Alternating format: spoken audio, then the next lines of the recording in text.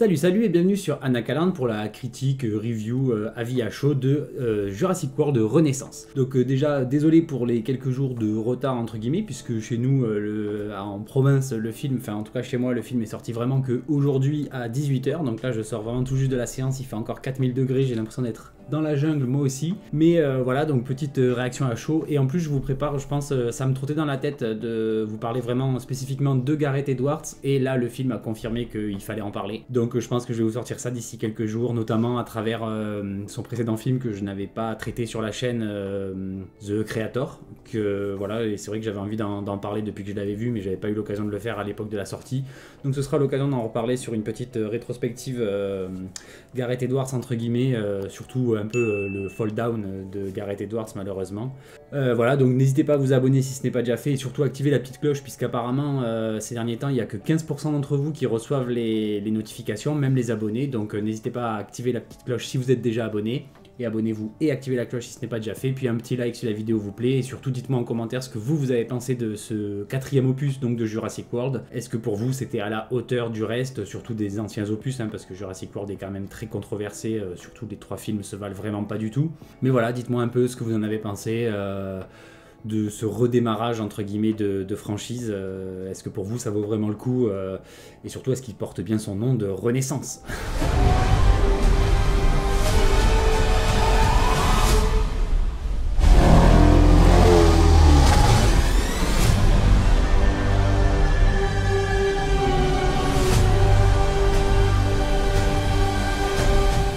Donc Jurassic World 4 ou Renaissance, Rebirth en anglais, réalisé par le brillant Gareth Edwards, ou en tout cas réalisateur que j'apprécie et que j'appréciais surtout énormément. J'avais par exemple beaucoup apprécié Monsters, son tout premier long métrage on va dire grand public, et surtout son Godzilla de 2014, j'avais vraiment beaucoup apprécié.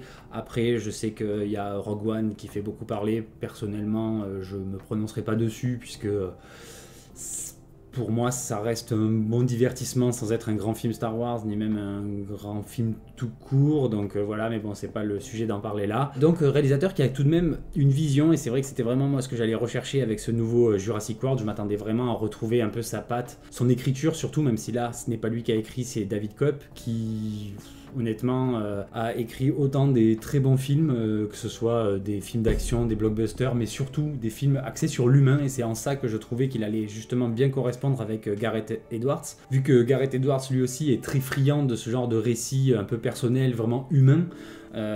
Pour ceux qui connaissent sa filmographie, vous savez à quel point il est vraiment axé en général sur des individus au-delà de l'univers qu'il dépeint autour, et même on a vraiment une histoire humaine au milieu d'une histoire un peu plus importante à chaque fois. Donc c'est vrai que c'était vraiment ce que j'attendais vraiment un renouveau à ce niveau-là, même au niveau des effets spéciaux. Ce qu'on avait pu voir dans la bande-annonce était assez joli, et au final c'est vrai qu'il y a quelques plans très sympas, mais je trouve que c'est quand même pas au niveau. On a beaucoup de fonds verts qui se voient énormément, on a de la CGI en grosse quantité, et des moments où ça passe vraiment pas, comme par exemple la scène de la rivière là avec le bateau, qui je trouvais était vraiment pas super sympa au niveau du compositing, tout ça, ou même quand ils font leur descente en rappel là de la montagne pour aller chercher l'œuf, je trouvais que c'était un peu moche aussi. Donc pas mal de petits trucs comme ça qui étaient pas forcément parfaits dans l'exécution on va dire, mais voilà, quand même quelques moments un peu sympas. Je dirais qu'il y avait peut-être 3-4 scènes qui étaient vraiment cool, un peu d'action avec des dinosaures un peu à l'ancienne, Jurassic Park ou même Jurassic World entre guillemets à l'ancienne, mais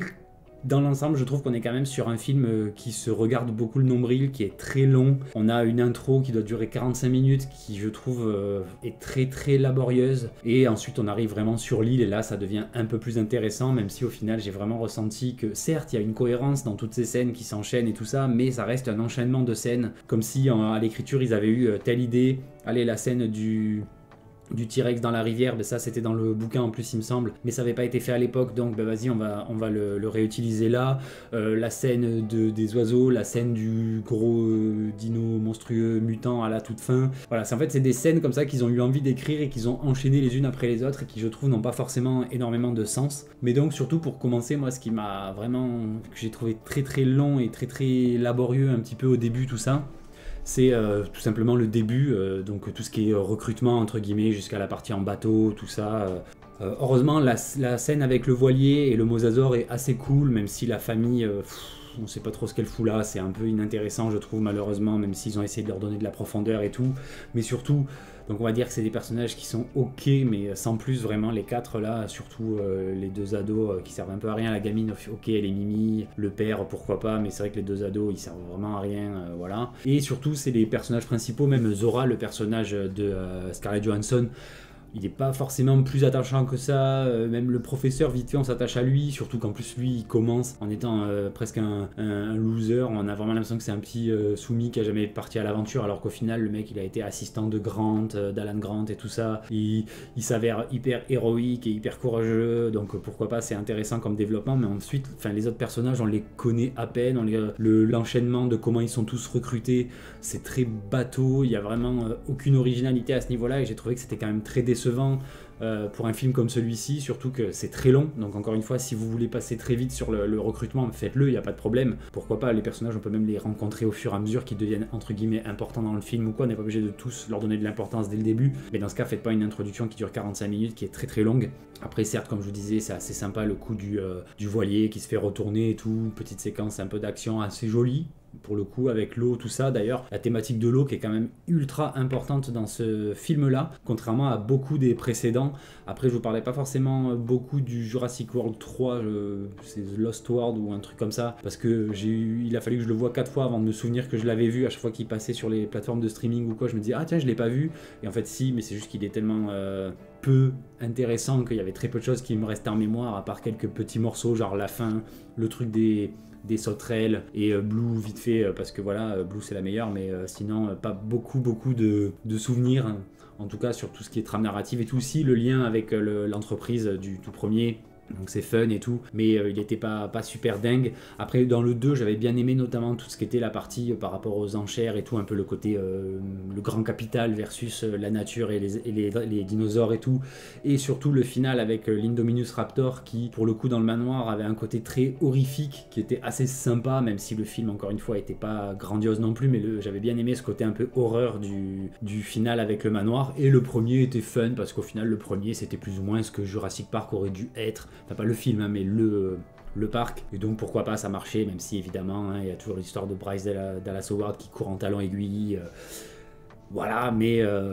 il restait, on va dire, à peu près cohérent le tout premier, donc voilà. Mais clairement là, ce quatrième Jurassic World, je pense que je le mettrai vite fait au niveau de Jurassic Park 3, qui est loin d'être un de mes préférés, surtout qu'en plus là on a le retour à nouveau des spinosaures et tout, qui en plus ont un design encore une fois différent, donc c'est un peu dommage, surtout que là ils ont vraiment mis en avant leur côté amphibie et tout, donc pourquoi pas, mais voilà, un film que je classerais, ouais, je pense, à peu près au même niveau que Jurassic Park 3. Donc certes au-dessus de certains Jurassic World, mais pas non plus la panacée. Et surtout, ouais, c'est vraiment, comme je disais, au niveau de la cohérence et du rythme qui est un peu laborieux. Donc déjà, bon, on a cette intro un peu longue et tout. En plus, on a 2-3 incohérences, notamment des incohérences géographiques, entre guillemets, qui m'ont un peu sorti du film à chaque fois. C'était genre... pourquoi vous faites un peu des efforts, comme par exemple quand ils arrivent justement sur l'île, on a la famille là qui saute du bateau, donc loin de la côte derrière, parce que le bateau a quand même le temps d'avancer. Déjà on se demande pourquoi ils freinent pas au bout d'un moment pour juste s'échouer sur la plage au lieu de vraiment se fracasser, mais bon, pourquoi pas, il fallait sacrifier le bateau pour le scénario.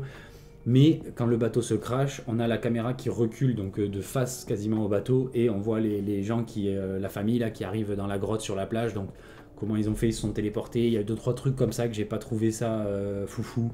Même quand l'autre il tombe là de la falaise, genre il se rattrape nickel avec les arbres plus la flaque d'eau, parce que c'est littéralement une flaque d'eau. Mais voilà, et les autres ils apparaissent 2 secondes après tout en bas. Il y a 2-3 petits trucs comme ça vraiment où on sent qu'ils ont voulu aller un peu vite, et c'est un peu dommage. Et j'ai vraiment l'impression que soit c'est Gareth Edwards au final qui est une fraude depuis le début et qui nous a mis de l'esbrouf, et qu'en fait il est pas si doué que ça. Mais malgré tout j'ai encore un doute, parce qu'il y a quand même des très bonnes choses dans ces films. Soit c'est David Koepp qui vraiment a fait 0 effort pour ce film-là, et il avait tout donné dans les Jurassic Park 1 et 2 notamment, je crois que c'est ça, il avait fait le 1 et le 2, et dans d'autres films plus récents, mais là vraiment j'ai trouvé ça sympa, c'est un film divertissant, mais vraiment sans plus quoi, c'est vraiment assez frustrant. En plus on a énormément même de fanservice, par exemple la bannière là au tout début quand ils sont dans le musée, c'est littéralement la même que dans le tout premier film, en plus elle tombe de la même manière, elle est cadrée de la même manière et tout, donc oui on a compris, ok. Après ici il y a des trucs mignons mais qui sont quand même du pur fanservice et qui servent juste à attirer un petit oh dans le film, comme Dolores là, le petit machin, espèce de Micha Michien dinosaure, trop mignon évidemment. On est tous jaloux d'elle, tous ceux qui ont grandi avec Jurassic Park ont rêvé à son âge de choper aussi un dinosaure. En plus celui-là il est gentil, il va pas la bouffer comme avec le Compsognathus que j'avais adoré par exemple dans le Monde Perdu et tout ça. Mais là c'est parfait, en plus elle est marrante, elle est intelligente et tout, enfin en tout cas elle a l'air, elle est presque déjà dressée et tout, mais en dehors de ça c'est juste du fanservice pour vendre des peluches, ce qui me fait penser presque à une Disneyification, une marvelisation pour le coup de Jurassic Park, où là vraiment déjà depuis Jurassic World on sentait que ça commençait à sentir un peu le forcing et tout, et là je trouve que ça sent encore le forcing, et même au-delà de ça j'ai vraiment l'impression qu'en fait la patte, l'identité vraiment graphique, visuelle, même sonore, parce que oui on a toujours les mêmes musiques et tout, mais au bout d'un moment on a plus, je trouve, cette magie qu'il pouvait y avoir dans les anciens films, et surtout on a donc, comme je disais, vraiment plus cette identité Jurassic Park en fait, qui est plus marquée, qui est plus trop là, même l'apparition du titre, on est là, ok, c'est vrai que ça commence à s'éloigner beaucoup, et là en plus dans ce film là il y a vraiment énormément visuellement de refs et tout, donc déjà au niveau de la plastie on est plus tant je trouve dans du Jurassic Park, en plus là on est énormément en tout cas de CGI et tout ça, on a plus ce côté pratico-pratique qu'il pouvait y avoir dans les vieux, notamment le premier quand on les revoit aujourd'hui. Franchement le T-Rex il passe trop bien, il passe presque aussi bien que dans ce film là qui a 30 ans de... Ouais c'est ça, je crois 30 ans de plus ou 35 ans de plus, j'en sais rien. Mais dans tous les cas c'est un peu frustrant, et on a énormément de fanservice comme le coup du T-Rex qui est là juste pour faire une mini poursuite en bateau, mais après une fois qu'il est coincé, il fait pas le tour des trois cailloux, hein, non il s'en va.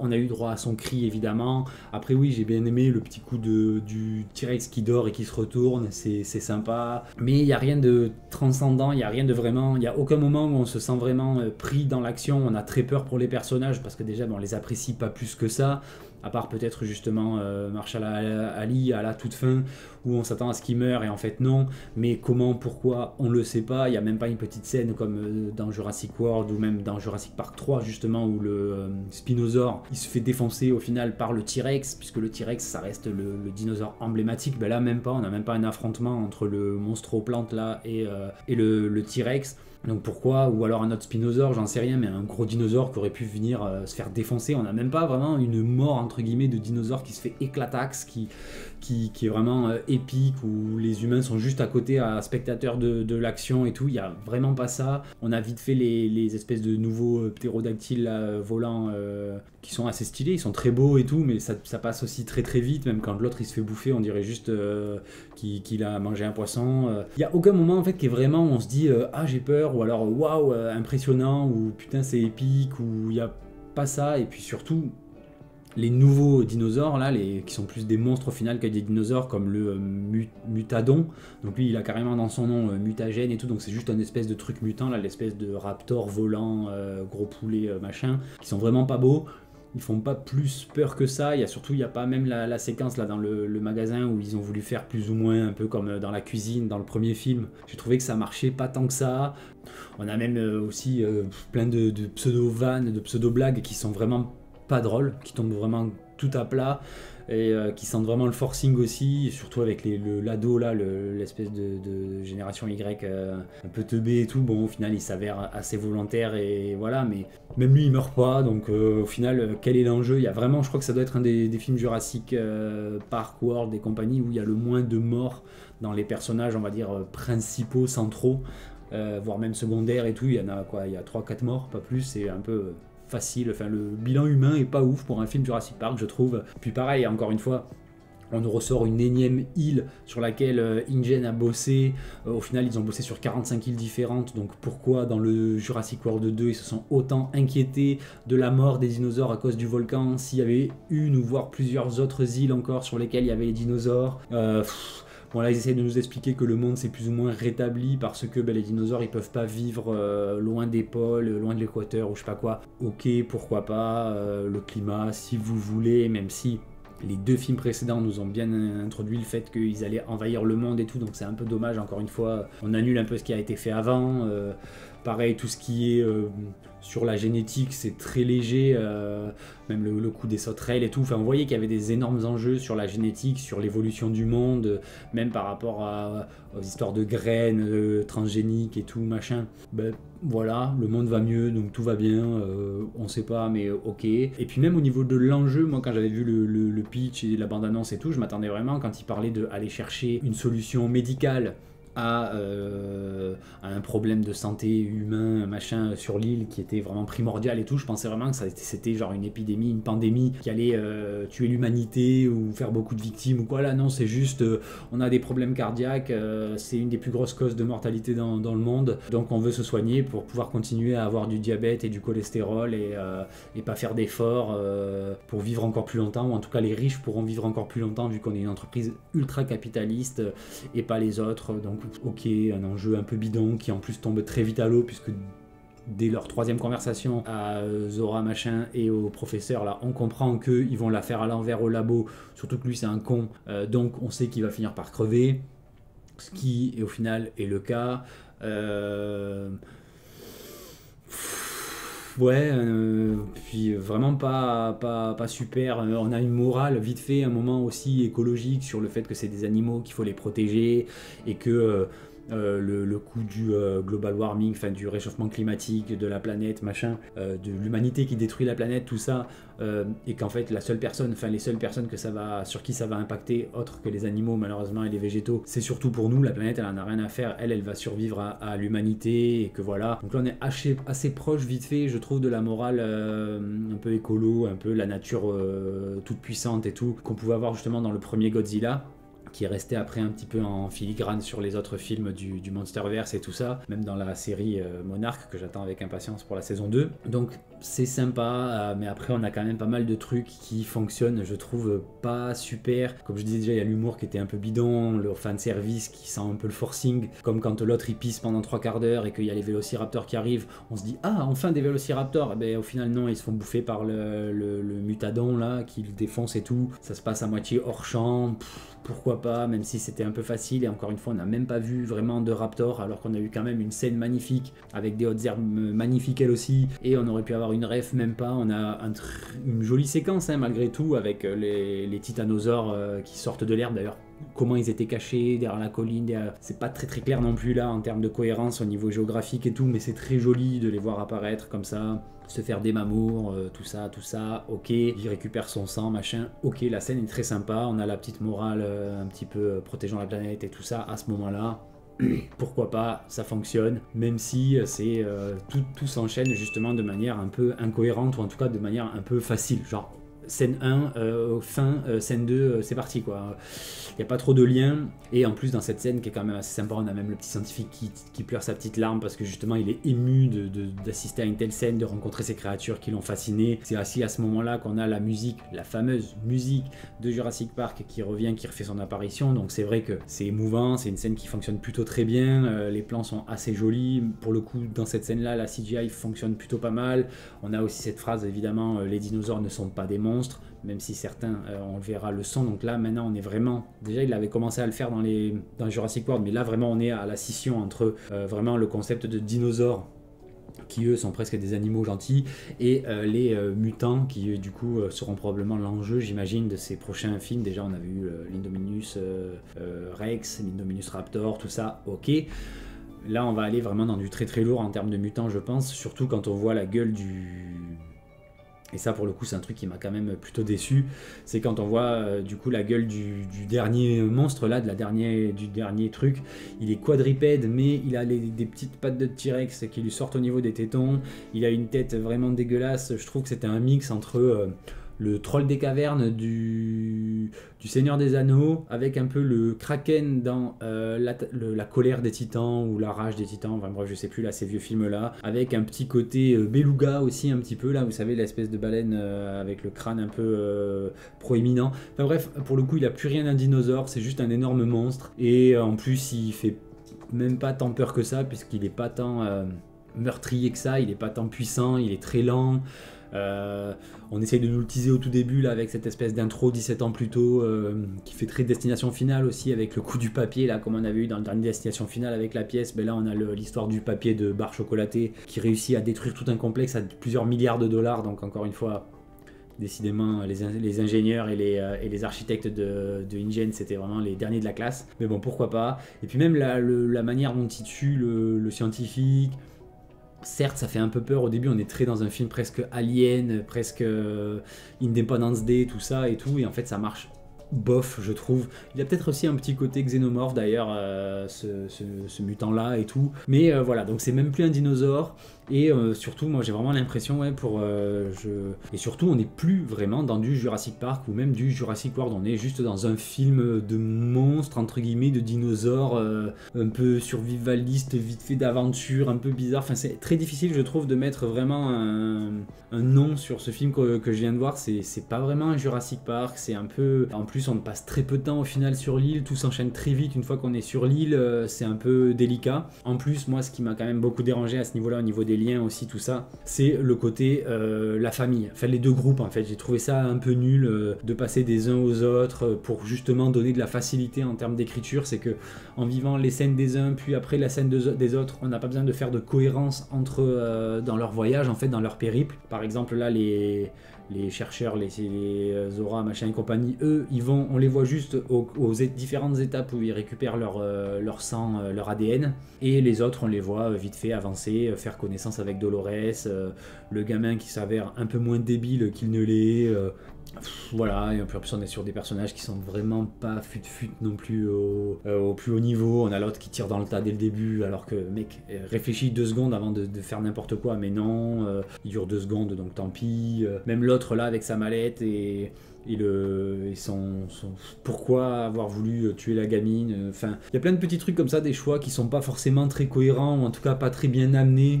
Parce que ok, la gamine elle a voulu appeler les secours, mais c'est bon, une fois qu'elle est tombée, elle a pas appelé les secours, le bateau va s'échouer, donc il n'y aura pas de appel de secours. Pourquoi ne pas l'avoir aidé? Pourquoi forcément il savait que forcément il passerait pour un tueur ou quoi que ce soit, même si les autres ils n'avaient pas sauté, il y aurait forcément eu des questions, des trucs, mais surtout que ça n'a aucun sens. C'est pas comme si elle voulait lui voler sa thune ou machin, enfin ces échantillons, donc voilà, beaucoup de choix un peu délicats.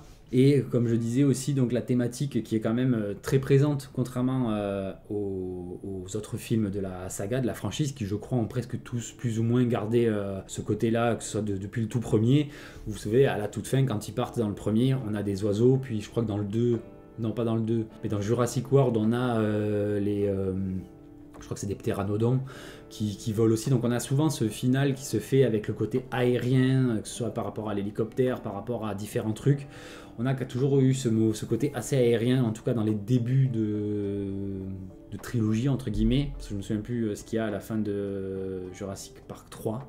Mais comme il y a la volière, il y a peut-être aussi à ce moment-là déjà des ptéranodons qui s'envolent, je me souviens plus trop. Sauf que dans celui-là, déjà on a énormément la thématique de l'eau par le fait qu'ils arrivent en bateau, le coup de la rivière, tout ça. Et pour le coup, quand ils s'en vont, là, c'est plus des oiseaux, c'est plus des dinosaures volants ou quoi que ce soit qui les suivent, ce sont des dauphins. Donc là, on a clairement changé de paradigme. Est-ce que ça aura réellement du sens dans la suite de la saga? Je suis pas sûr. Mais en tout cas, on a l'air de nous dire, voilà, on sera un peu moins dans le ciel et un peu plus dans l'eau. Est-ce qu'on va partir dans Jurassic World 5, la voie de l'eau, comme pour Avatar ou pas, je sais pas. Mais en tous les cas, voilà, un peu déçu malgré tout. Je m'attendais vraiment à... Je m'attendais pas forcément à un chef-d'œuvre, même si Gareth Edwards nous avait quand même offert déjà de belles pépites et tout ça. Puis David Koepp a quand même écrit les 2 premiers Jurassic Park, à savoir les 2 meilleurs de toute la saga. Et là, quand même très déçu. Même Scarlett Johansson, qui est quand même très bankable et qui s'en sort plutôt pas mal sur certains films et tout, là, je l'ai trouvé assez fade. Un peu fadasse, ouais. J'ai bien aimé vite fait le professeur machin, mais voilà. Marshall Ali, j'aime bien, même s'il n'est pas transcendant non plus. Et puis après, les autres, honnêtement... inutile au possible, même la famille là, vite fait la gamine parce qu'elle a son petit familier là, son petit dinosaure, ok, mais les autres, pareil, le père qui se déboîte la jambe et après ok il boitille vite fait, mais tout va bien, il a réussi à nager d'ailleurs aussi, enfin bref, plein de petits trucs comme ça qui moi m'ont un peu sorti malheureusement du film, qui aussi était très long. Je pense que s'il avait été peut-être un peu plus efficace ou un peu mieux lié de séquence en séquence, j'aurais peut-être passé un meilleur moment. Donc voilà, je pense avoir fait à peu près le tour. Je reviendrai peut-être plus en détail sur la vidéo sur Gareth Edwards si j'ai d'autres idées qui me viennent en tête, mais là comme ça à chaud, je trouve que ça voilà, un peu déçu, je trouve que voilà, en fait il est très sympa, c'est un bon film de divertissement, mais c'est un très mauvais film Jurassic Park ou même Jurassic World. Voilà, c'était même pas vraiment un Jurassic Park, donc quand même très déçu à ce niveau-là, mais bon, en même temps, aujourd'hui, avec les grosses sagas et les grosses franchises et tout, est-ce qu'il y en a qui nous déçoivent pas encore aujourd'hui? Même là, récemment, on a eu quoi, 28 ans plus tard, qui était très très sympa, mais pas non plus à la hauteur de ce qu'on pouvait attendre. Donc voilà, j'ai un peu l'impression que, comme pour le jeu vidéo, on va devoir vraiment se concentrer sur de l'indépendant et sur des nouvelles têtes, surtout. Parce que c'est vrai que même si j'aime bien Gareth Edwards, il a quand même tendance à faire un peu souvent les mêmes films. Et là, pour le coup, c'est même pas à la hauteur de ce qu'il a pu faire avant, alors que je pense qu'en termes de budget, on est très au-dessus de ce qu'il a pu faire avant, et en tout cas des films que j'ai pu vraiment apprécier de lui par le passé. Ouais, vraiment, sur Gareth Edwards, avec Gareth Edwards plutôt, on pouvait, ou en tout cas on devait pouvoir s'attendre à quelque chose de vraiment mieux, de vraiment plus palpitant, plus épique, mieux écrit, surtout plus humain. Je trouve que ce qui est vraiment un de ses points forts, c'est pas forcément ce qu'il y a autour, vous verrez, j'en parlerai justement notamment par rapport à The Creator et tout, mais c'est vraiment les personnages qui ont une sensibilité et qui a une écriture que je trouve qui est quand même plutôt intéressante dans ces films. J'aime beaucoup Monsters, encore une fois Godzilla était énorme, Bryan Cranston est très bien écrit dans ce film là, même son fils, les différents personnages et tout. Après Rogue One, honnêtement il est bien, mais voilà, c'est vrai que moi Star Wars il m'avait déjà perdu je pense à cette époque là, et en vrai même en le revoyant, de toute façon Rogue One à chaque fois que je le vois je m'endors à la moitié ou je coupe à la moitié, je regarde la deuxième partie plus tard parce que je m'ennuie un petit peu, donc voilà. Et The Creator, je vous garde ça, j'en parle dans quelques jours, je vous spoile pas mon avis. Du coup quand même déçu de Monsieur Gareth Edwards. Donc voilà, j'espère que cette vidéo vous a plu sur mon retour rapide. Merci à vous de l'avoir regardé jusqu'au bout, surtout que j'imagine que vous en avez déjà vu plusieurs vu que ça fait quelques jours qu'elles n'arrêtent pas de popper sur YouTube. Mais encore une fois, nous en province, enfin en tout cas moi j'ai vraiment, là le film c'était la toute première séance que c'était possible de le voir et tout. Donc voilà, j'espère que cette vidéo vous a plu. Si c'est le cas, n'hésitez pas à mettre un petit pouce et surtout à me dire en commentaire ce que vous avez pensé de ce film. Et abonnez-vous avec la petite cloche, tout ça, pour ne pas manquer les prochaines vidéos et notamment celle qui arrive sur Gareth Edwards, je pense dimanche, peut-être lundi, voilà, mais restez à l'affût et ne manquez pas la notif. Donc encore merci, et sur ce je vous dis à très vite sur Anakaland. Bye.